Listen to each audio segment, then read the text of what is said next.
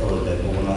Eu am precizat. La salariile noastre am înțeles că am sărit peste salariile noastre, dar nu e nicio problemă.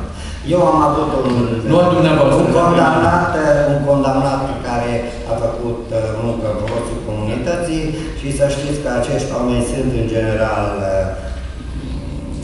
mai școliți. Munca în folosul comunității la noi, la comune, este munca de jos.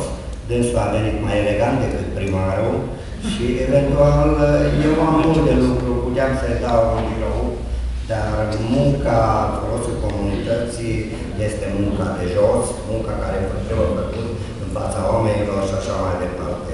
Acești oameni sunt foarte școliți, specialiști în tot felul și a venit foarte elegant dimineața, primar a venit să facă muncă în folosul comunității. Ei, nu se poate chestia asta. Sigur că nu l-am pus și am trimis acasă și ziua următoare vin cu ani potrivite.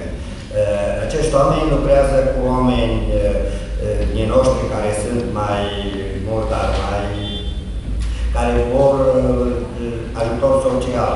Deci la aceeași grămadă o bună și așa și controlăm. Dar acei oameni care iau ajutorul social știm noi, lucră 4 ore, 3 ore și acest condamnat cred că sunt în aceeași rând cu restul.